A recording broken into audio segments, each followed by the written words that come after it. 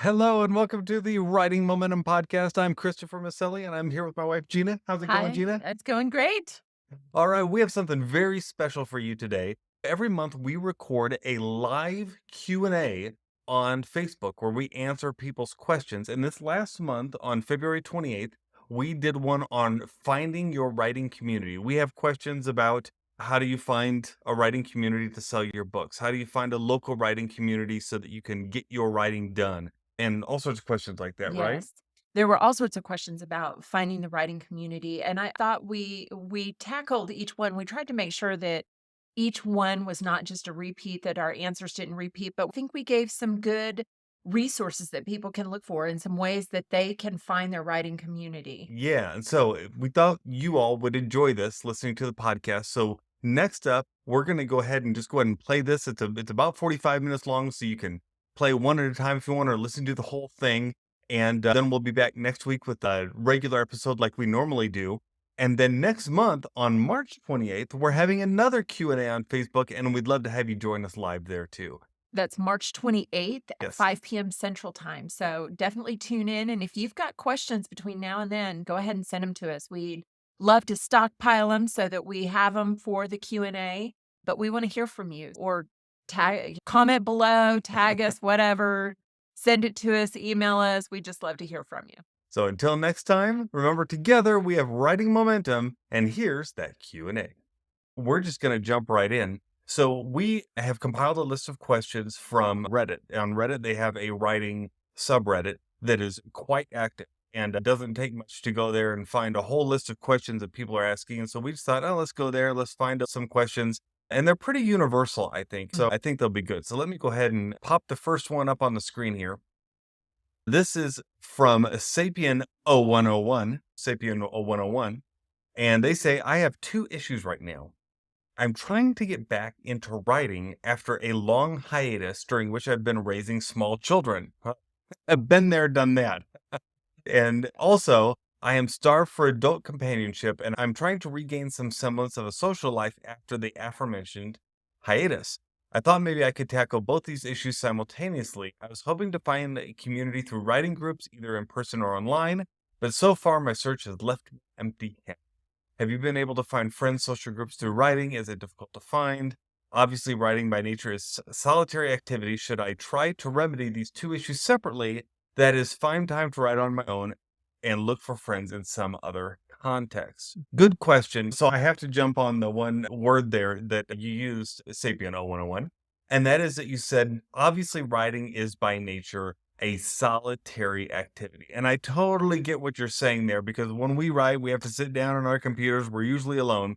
But this is something that I have discovered over the last few years, and Gina has too, that writing isn't as much of a solitary activity as a lot of people think. In fact, we're writing a lot more now that we write with other writers, right? We don't just try to make this a thing that we do on our own in our office and then we have a almost separate life, right, from our writing life. We are trying to involve ourselves with other people in order to help them and for them to help us. And we have found that a really powerful thing to do. And you can do that through local writing groups, through co-working spaces, and of course, if you've heard us talk about this before, we have our own writing group that we call Writing Moments. You can go to writingmoments.com to find out about that. We meet every Wednesday at noon Central online, and we have a 15-minute teaching, and then we work together on our individual projects for 45 minutes for the rest of the time. And what it does is it builds this accountability and helps us get to know each other, get to know our projects, and to just really keep ourselves accountable to one another. And we love that, don't we? We do.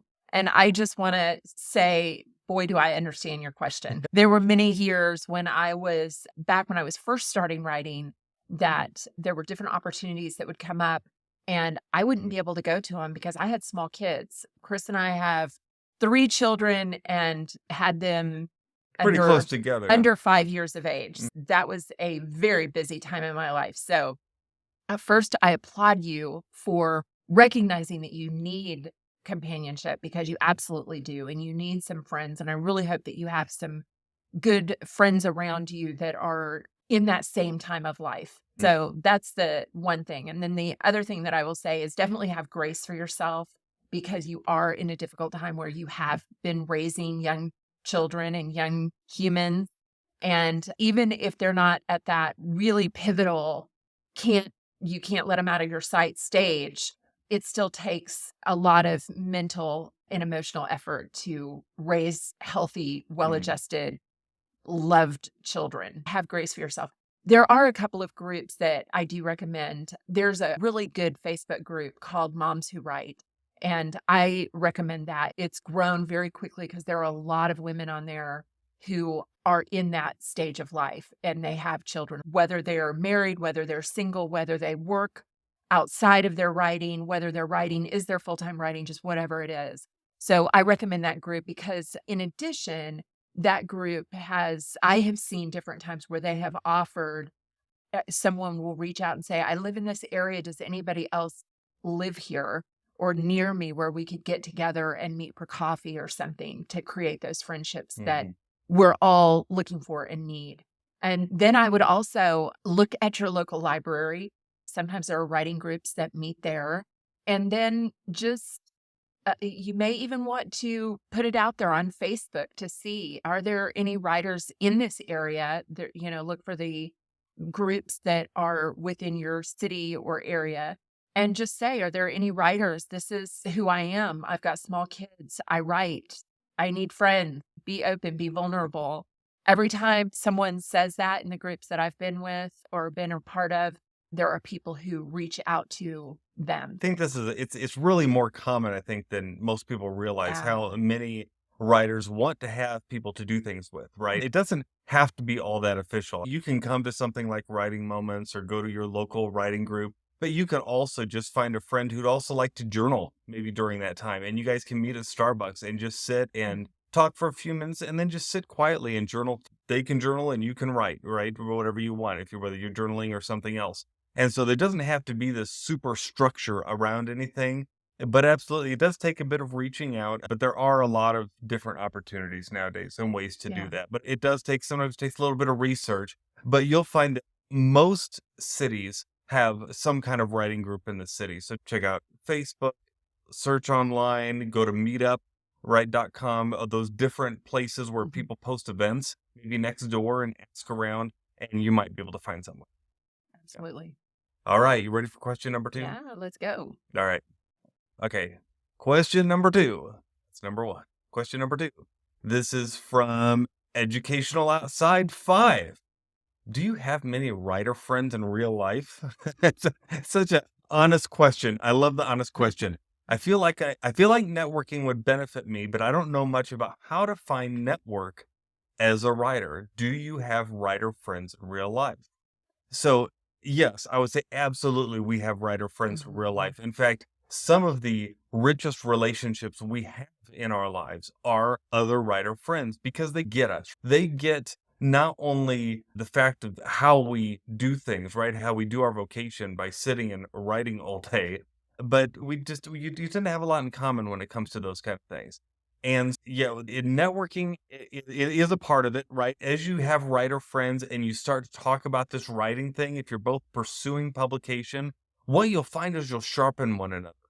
And it's really great because you can share the things that you're doing in your own writing life, and it will sharpen the other person, and they'll go, oh, I should try that too. A lot of the times, the things that we try, if we're going to launch a book, we'll ask our other writer friends how they launched their books, and it can lead to some wonderful conversations. So your writing life, again, doesn't have to be solitary. It can be something that you enjoy with other people, and not just for networking. And I think that networking is a part of it. It is something that will naturally happen, but don't seek out writer friendships just for the networking. Seek them out just for the friendships, people who understand you and what you're doing. And I think that you'll find that in the end, it'll be a very fruitful friendship. Yeah.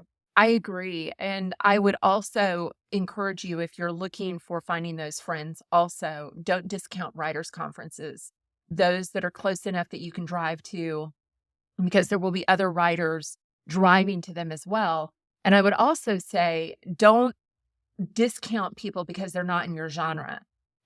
There have been times when I have heard those stories where someone is a novelist or a nonfiction self-help book writer and they find out somebody is a children's book writer and have actually said, "Oh, you're just a children's book writer," and they pass by.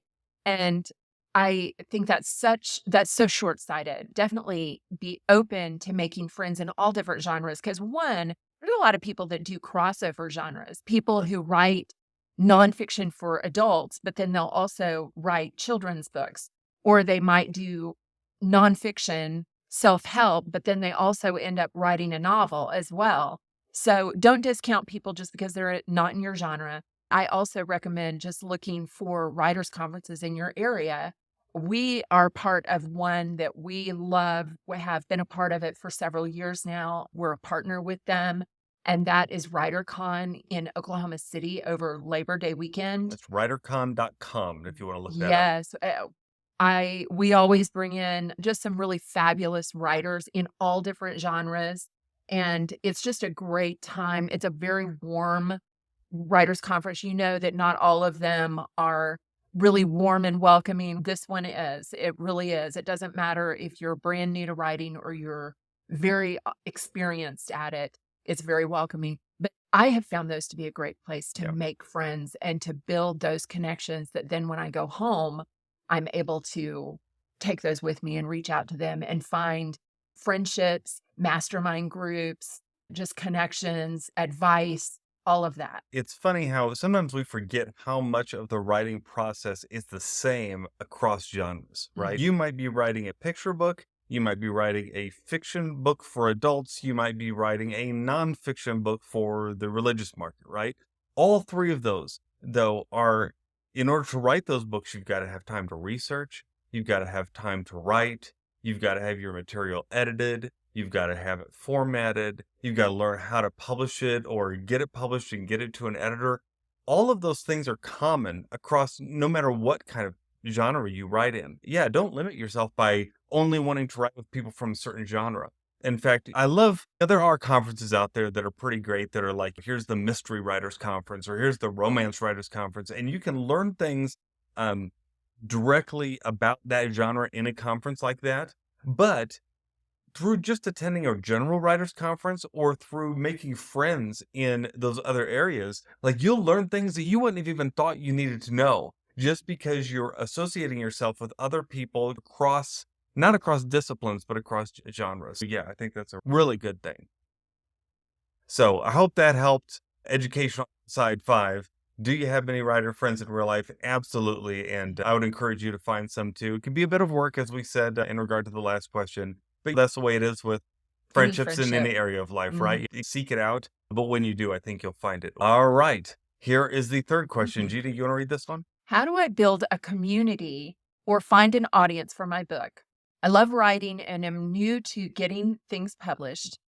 A year ago, I published my first book, and I'm looking for a good place to share it and advertise it so I can get a following and talk to people. Excuse me. Yes, this is from Brinker Studios YT. Okay, Brinker Studios is saying, how do I build a community and find an audience for my book? Good question. This is one of those questions that probably comes up time and again to us. Someone takes the time to write a book, to get it out there, and then they say, wait, no one knows that it's out there. How do I build a community to find out about it? How do I find an audience? It's ironic in some ways, because this is the last two questions we answered in finding a friend or finding other writers, right? You've got to seek them out. You got to find out where they hang out. So in this case, finding an audience for your book, the first thing I would probably recommend is that you look for communities online that are in that subject or a genre that they're interested in that. So if you're writing a self-help book about confidence, find Facebook groups built around confidence, other forums online built around confidence. You can find some around productivity, right? Because usually that kind of blends with confidence. You can go on Twitter, look for the hashtags that match, and just start to contribute to those groups. And that is such a big key. We have a friend he has an online course. He sells a bunch of the online course to a bunch of people, but the way that he markets the course is through not marketing it.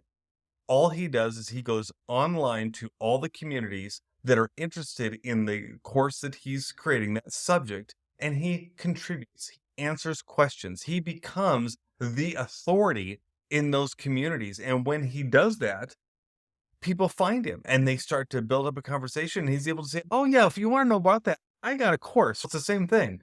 "Yeah, if you want to know about that, I got a book." So, depending on what your genre is, you want to find that community and then just start to reach out to them. And then, of course, there's the other common things like you can do ads, right? You can do ads on Amazon, you can do ads on Facebook. And you need to know what your audience is before you do that. So if you don't know what your audience is, go to writingmomentum.com and look for the ideal reader worksheet. It's a free download we have on there. Just go to the search up at the top and search for that, and you'll find that, and you can download it. And it has a list of questions that you can answer about that help you determine who your audience is to help you narrow that down. Yeah. That is so important. You'll hear us talk about that quite a bit, about really understanding who your audience is, because sometimes when we get so excited as writers, we put so much work into our books or into our message that then we think everybody's going to love it. Everybody's going to love what I have to say. When the truth is, no, you're not. Or this is a real common one where they say, "Who's your audience?" And the people say, "I'm speaking to women aged 18 to 55. No, 18-year-olds. I have an 18-year-old. She and I are not into the same things. We have different interests. We have different ways of thinking about things. We have different shows that we're interested in watching. We have different needs that we're trying to take care of." And that ideal reader worksheet really does help you narrow down and help you really think deeply about your audience. And the other thing that I would say about that is finding your audience is I would encourage you to learn about funnels, learn about marketing funnels, learn about creating something for free that the people that your audience is looking for or that would be beneficial for them. That's called a lead magnet. Start building that newsletter, your newsletter database. The people who have raised their hand and said, "Yes, you're talking about confidence. I want to know about confidence. Sign me up." And then you can start talking directly to them. And it doesn't matter if you start with just 10 people on that newsletter. It doesn't matter if you start with none. Start contributing and nurturing the people who do raise their hand to say, "Yes, I want that. I want that download on 6 ways that I can build confidence today, or 6 mindset shifts that can help me go into my day with more confidence," something like that. You can learn about those, what we mean by lead magnet, but find out about that, because your greatest and the audience who is going to really attach or love what It'll resonate with them. Thank you. Resonate with them are the people that are going to be on your newsletter list. Build up that newsletter list. That's something we talk about a lot on our podcast. If you look for the Writing Momentum podcast, we have several podcasts this month that we're talking about emails. And one of our favorite resources is one of our friends. Her name is Liz Wilcox, and she has a whole course and a regular club that you can join where you can learn about how to build that email newsletter. And here's the secret. It's dirt cheap. She charges like $9 a month for it. And so go to writing.fyi/Liz. I'll put that here in the notes, and you'll be able to find that landing page where she talks about that. And I think that you'll find that it is quite a good resource. We're in contact with Liz all the time because we love making sure that we are nurturing our email list, building that community. Because remember, nurturing the list, it is marketing, right? But marketing is about building relationship. And so you're wanting to build that relationship, build that community. And the newsletter is like one of the best ways. And I also think even though we're writers, we sometimes might need help with the strategy. And that's what I think that Liz does. Even if we are writers, and if I can write a newsletter, it is amazing how you can get about 6 weeks into writing a newsletter and feel completely tapped out. I have no idea what to talk about. What else can I say? So it's nice to have that third party that's able to say, "Okay, you know what? This week you're going to give something away for free. This week you're going to share a bit of advice. This week you're going to whatever." And Liz is a master at that. Yeah, definitely a master at that. So check her stuff out. We always love getting stuff from her and learning from her. So yeah, that's really good. So I hope that helps Brinker Studios YT. All right. The next one, this is someone who's wanting some advice for building an author platform. This is from a host MO. I kept saying that, I don't know, something like that. They say, as a self-published author, I've been trying to build my author platform. This is entirely new to me as I focus more on the craft of writing than on the publicity or even networking. I've also published in a really small journal, but it doesn't help me much in having a platform for my novels. Does anyone have any advice for newbies or things that were beneficial as they were building their author platforms? Good question. Fabulous question. Yeah. So do you want to start? I just first want to applaud you for focusing on the craft of writing. Mm. There's so many people that neglect that side of it. Yeah. They think that comes naturally, and it's just this idea of if I say it, somehow everybody's going to be able to sift through it and figure out what I'm trying to say, whether it's a novel, nonfiction, just whatever. There is a learning curve to any genre, to any type of writing that you do. And so I applaud you for really focusing on that side of it, first of all. So that I want to say also just fabulous that you did that. But I'll let you take it from there. I'll let you start. I've got Well, some things that I want to I say. guess my first thought is, okay, again, this isn't a whole lot different than what we've talked about as far as building that community, having that newsletter, finding that genre, going into those groups, right? Starting to interact with people. You want to do that. Just take a moment here. Think, what are 2 or 3 groups that might be interested in this topic that I'm talking about? And when I say groups, you may not know the exact name of the group, but what's the kind of group? Write those down on a piece of paper. And when we're done here, start searching Facebook, search YouTube, search for online forums, and look for people who have groups like that. They're already out there. Yes, eventually you might create your own group, but why not start with somewhere people are already gathering? Because that's where the people are. A lot of times people want to bring other people to them. That's much more difficult than going where people already are. So find out where they are. Once you do that, yeah, you want to start in with the whole marketing funnel, all that kind of stuff, which there's a lot to learn about that. But also, I want to applaud you for realizing that, yeah, you need to do the marketing too. You have to go after that side of it, especially as more and more of us become self-published authors. We've done regular publishing through traditional publishing, but we've also done a lot of self-publishing. And when you do that, you realize what's even happening with traditional publishing, but you are fully responsible for your marketing. You are fully responsible as to whether those books sell or not, right? It's all on you. And that's the sad truth. But that also means, hey, it's all on you. If you want this thing to be a success, all you have to do is get out there and start working it, and you can make it happen. I would also encourage you to look for there are groups out there that are marketing groups. These are authors who have come together who are in the same genre that have said, oh, I have a small mailing list. You have a small mailing list. Let's get together. Let's offer each other's books, or let's maybe even do some type of contest where the winner gets all one of our books, each of us. So we get a package together. So I would look for either an existing group, or think about maybe even reaching out to some authors, if other independent authors. See if there's maybe a collaborative effort that you can put together with that.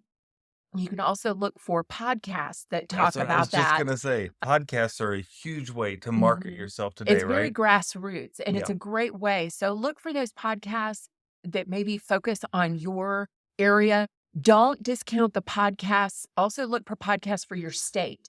So I know, like in Oklahoma has a great podcast that highlights Oklahoma authors. Yep. And so look, there might be one wherever you are. There might be somebody who is looking for that, looking for authors, and they're always looking for content, Yeah. from what I understand. That's the thing about podcasts, is that people who create podcasts, we know, because I do 2 of them. Gina does 1 of them with me. Every week you're sitting down going, okay, we got to come up with content for this, right? It's a Yeah. content game. You have to constantly have content. There are a lot of podcasts out there who are like, this week, they don't know what they're going to put out there. So contact them, let them know what you do, what you can talk about. If you have a sample of you talking about it, you did say you had this, you were published in a really small journal. That's awesome. Go ahead and submit that to them as an example of the kind of thing you talk about and what you can do. And then also what your novels are about. It's a nice transition. And don't discount the fact that some of the podcasts may be small, right? Some of them may have small listenerships, 50 people maybe a month. It's okay. That's 50 people who are dedicated, sitting in a room, ready to hear from you. If your local library invited you to come and speak on your topic and 20 people were there, you'd do that, right? Most of Yeah. us would. This is even more people, and it lives on because that podcast doesn't go away. It's there forevermore. We've noticed with our podcast, it's amazing sometimes to look back each week and see how many of your old podcasts, the ones that are not the current podcast, but the ones that were from last week, the week before, sometimes months ago, people still listen to, because when they find a podcast they like, they'll usually binge it. So yeah, check out the podcast. That's a really good one. And the other thing that I wanted to recommend is look for people who can look for those reviews from people. Look for, if you say you're a self-published or an independent author, see if you can start getting some reviews from people and asking for those reviews from your readership or from people who've written you and said, "Oh, I just loved your book." Or send your book out to someone and say, "Would you read this and give me a review?" Look for those. Those are very powerful that you can use on social media. You can use them on your Amazon author page as well as Amazon itself. So look for those. And then the other thing I wanted to mention is just contests. For contests, if this is your first novel, you are a first-time novelist, there are contests strictly for first-time novelists who are independent authors. So look for those as well. That can be another way to get your name out there if you're able to win. You can, you can advertise that, put that on social media. Hey, this is an award-winning novel, but also that award contest is going to publish their winners as well. And if they have any kind of following, you're going to be reaching new people there as well. So a lot of this is just about getting the word out, right? And sometimes it's not all that fun to do that. It can be more fun to sit in your office and sit down and write your novel, right? That's what I love doing. But this is all part of it. We're modern day writers, and the modern day writer needs to build a community, build an audience, and let them know about it. And so these are some ways we do that. Definitely. And Chris said modern day author. That's not just for the independent. That's also traditional as well. It's also traditional, very much. Yeah. All right. This is from Jazz Grackle. Jazz Grackle. All right. Love the names. And what's this one say, Gina? This one says, publishing and networking. I'm in the position now where I want to send my articles and queries to magazines, but there's so much assumed in submissions that I'm not sure what to do.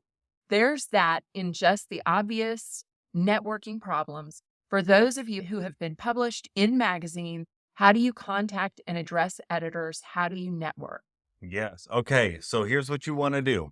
I want you to go to Amazon and search for the Writer's Guide 2023. It's actually online now. It's online now. You can get the physical copy, but you might as well just get the subscription to the website. Yeah, search Google then for the Writer's Market Guide. Let me put that in here. Writer's Market Guide. And what you want to do is you want to search for that on Amazon or on Google. And what it is, this is a super handy guide. It has in it thousands of publications from around the world, who the editor is, and what they are looking for exactly. So you know exactly where to target those submissions. And here's the thing, there are also writer's market guides like that for different genres. So there's a writer's market guide for the children's genre, for the romance genre. I think there's one for nonfiction books, and there's one for the inspirational market. You can go ahead and find the one that pertains to you. The general writer's market guide is definitely one you want to look up, and it will show you who to write to and what they're looking for. And if you don't know how to do the query, they have articles there on how to do that. You can come to writingmomentum.com and click on the training button, and we have some trainings on it too, how we do that. But it is actually easy once you have that book, because you've got this huge list, and it's easy to query. It not be easy to get through. There may be a lot of people querying. So you know that this is going to take work. But the key is, if you're one of the few who are actually paying attention to what they're looking for, that puts you above probably 95% of the submissions, right? Really through a lot of that red tape or that sludge pile when you're querying for exactly what they're looking for. And so that's a big secret. And I would definitely look at doing that as far as that goes. They also have in there the guidelines, how they want you to submit the material. If you're submitting, for instance, by mail and they only accept by email, or if you're submitting in PDF format and they only accept Word format, like those are big deals. You can have your material tossed out without even getting a look if you don't follow their rules, whatever they've set those up to be. So that is all listed in that book. And then I always recommend, before you just follow what's in the book, also go to the website and see if maybe there's any additional information or changes, because guidelines update all the time. Editors move around to other houses all the time. So you want to make sure you're querying to the right person in the right place. And then there's also writers' conferences, right? Definitely writers' conferences. A lot of times editors will come there specifically looking for new writers, especially if they've got a group of writers that they'll work with. Somebody moves on, somebody it doesn't have time. They want to have a resource, this reservoir of writers that they can pull from. So definitely do that. I would also encourage you to definitely, if you are writing for a magazine, make sure you look at that magazine before you submit to them. Yeah. Because you want to look for things like, what point of view do they use? Do they use second person? Do they use third person? Is it really more academic or is it more casual? Don't waste your time. Don't waste the editor's time. Do your homework before you submit to them. And then some friends that I have known that have really made a living on Maggie articles. writing, Yeah. they will have 10 to 25 queries out there at once. So, And when they receive one rejection back, another one goes out. Always 10 to 25 on any particular article at once. yes. So definitely I have been to writers' conferences, and Chris, you remember this from years ago, but where they'd have a panel of editors, and the editors would sit up there and say, if somebody wants to write for me, they will write only for me, and they will wait until I respond to them which may take months, before they submit it to anywhere else. And y'all, that is not the way it works That's not for the reality. writer. That is not reality. So I'm hoping that you're not going to have to deal with any editors like that. I remember sitting there listening to that thinking, but I have to feed my family. So we're just going to have to move on and find somebody. It's first come, first serve. We're going to submit this out here. And there is a way to let them know that you are shopping your article to many places. But I think the best thing to do is to create that relationship with an editor so that the editor knows that I can always count on that person to do the work and do the work well, so that when that editor has a need and says, I want an article on XYZ, oh, I know that I can reach out to that person to do it. So that's your goal, is not just for you to be constantly pitching to them, but to create that relationship where they know they can count on you for what they need. Yeah, that's the other side of the magazine writing coin. Editors are also always looking for content, and they don't want to have to look for new writers every single time they need to write another article. If they have someone they can trust whose writing is well done, who submits it in the way they're looking for, who has the voice of their magazine, guarantee you they are going to be asking that person that they already have a relationship with to, please, can you do this for me? And if not, then I will look outside the magazine.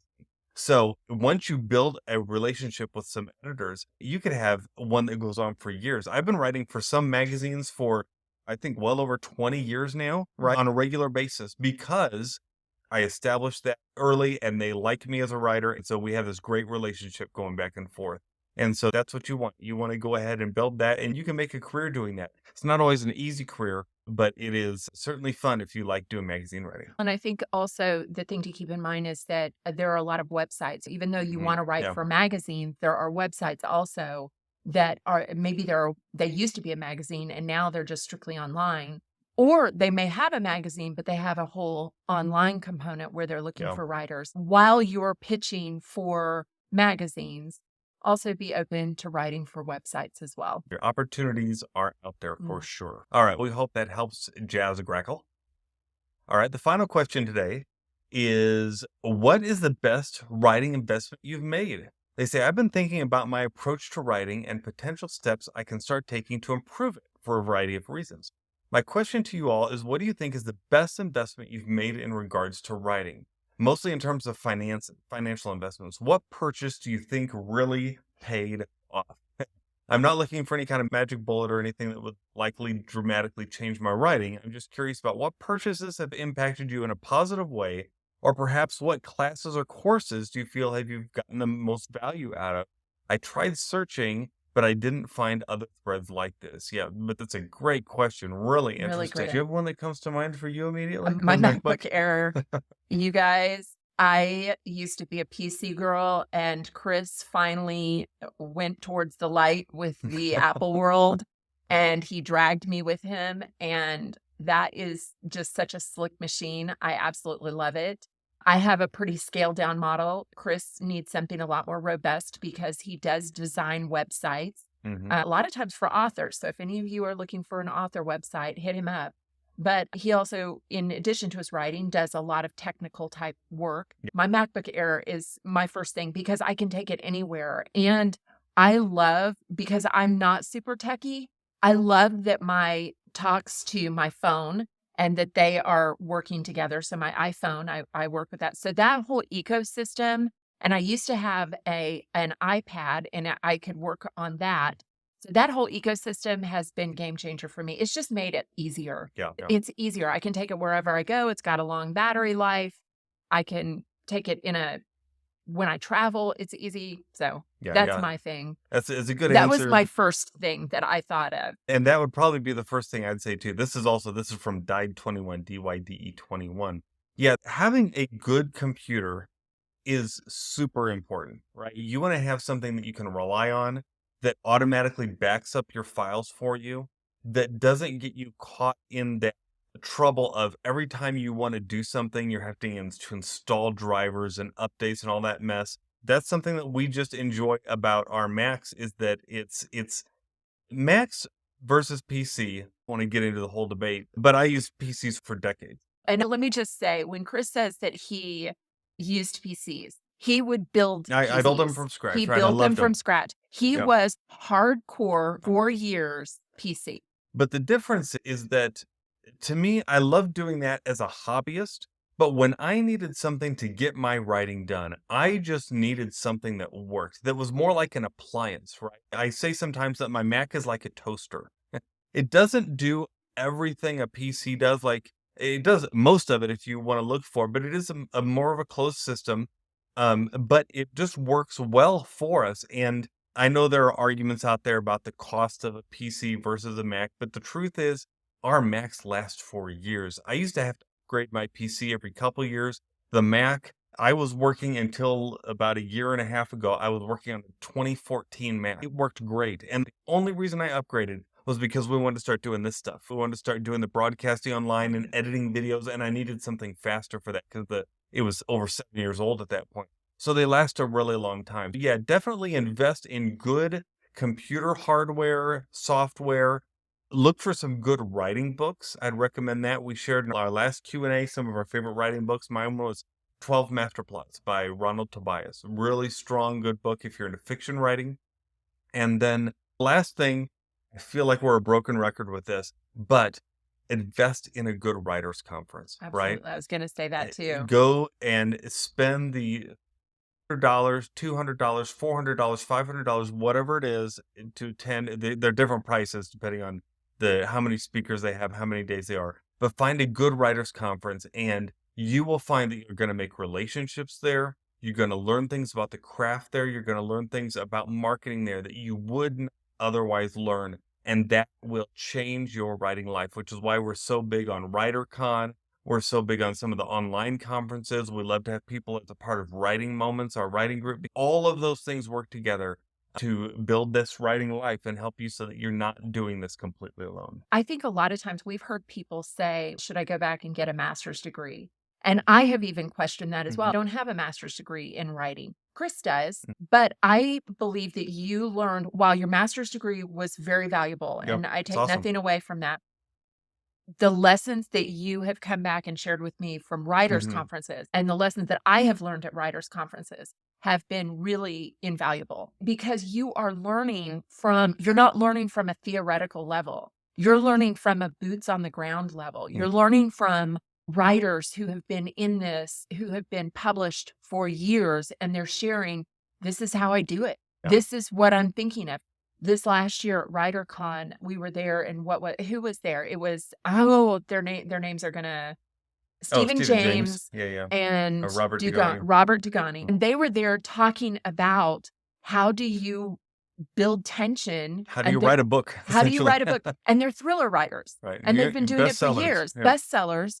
And they're there talking about how do you build tension? Here are the different ways that I use to build tension. You know what?